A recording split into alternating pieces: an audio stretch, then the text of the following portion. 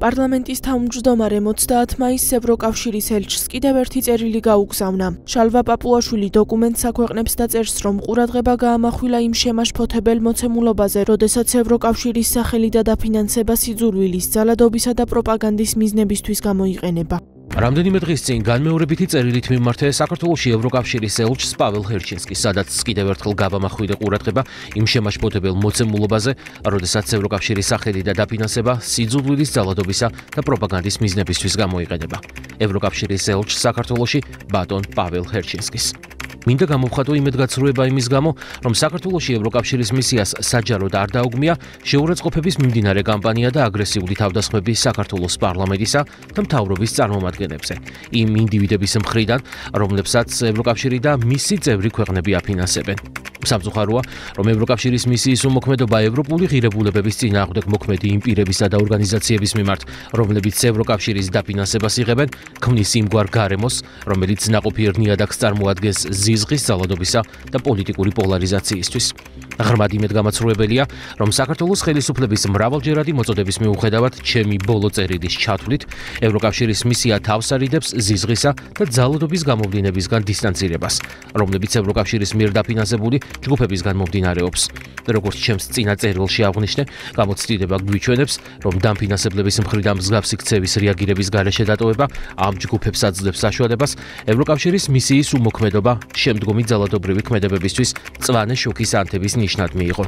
იქმნება წარმოდგენა, რომ ზიზღი და ძალადობა შეიძლება ევროპული ღირებულებების სახელით იქნეს გამართლებული. მეტიც, შემაშფოთებელია, რომ ზიზღის, ძალადობისა და პროპაგანდის დაგმობის ნაცვლად გვესმის მხარდამჭერი განცხადებები იმ ჯგუფების მიმართ, რომლებიც არიან ზიზღის, ძალადობისა და პროპაგანდის ორგანიზატორები. ჩემი გაფრთხილება, რომ უმოქმედობა მწვანე შუქად იქნებოდა აღქმული, მალე გამართლდა. ნახეთ თუ როგორ დაესხნენ თავს ჟურნალისტს 9 მაისს ევროკავშირის მისიის მიერ ორგანიზებულ ევროპის დღეზე მოწვეული სტუმრები, რომლებიც ცნობილი არიან როგორც ევროპული დაფინანსების მიმღებები. სამწუხაროდ ამის შემდეგაც კი არ მოგვისმენია ამ ინციდენტის საჯარო დაგმობა. 17 მაისს კვლავ ევროპული ღირებულებების სახელით მცირეწლოვანი შვილების თანდასწრებით თავს დაესხნენ პარლამენტის წევრ მარიამ ლაშხს და სიტყვიერი შეურაცხყოფა მიაყენეს იმავე პირებმა, რომელთა მიმართაც ევროპელი აქტორნი მანამდე მხარდაჭერას გამოხატავდნენ.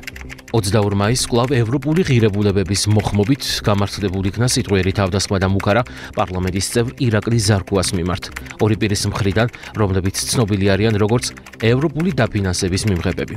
ჩემს წინა წერილში მე მივუთითებდი იმ საფრთხეებზე, რომლებიც თან ახლავს უარს საჯაროდ და მკაფიოდ დაიგმოს ამგვარი რადიკალური ქმედებები, რომლებიც არა მარტო პოლიტიკურ პოლარიზაციას ასაზრდოებს, არამედ ქართულ დემოკრატიას ემუქრება.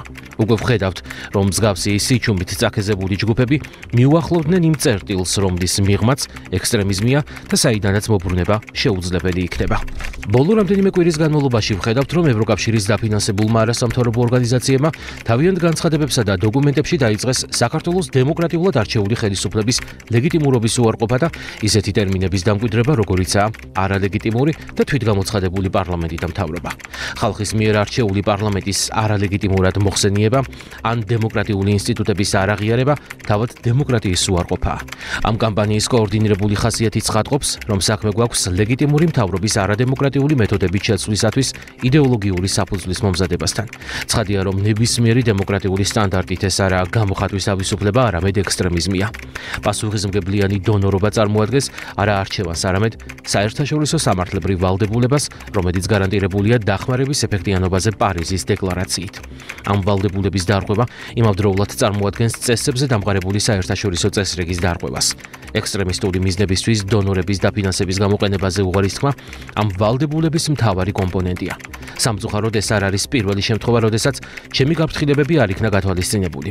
ადრეც ვიხილეთ, რომ დახმარება მათ შორის ევროპული დახმარება არადემოკრატიული მიზნებისთვის გამოიყენებოდა.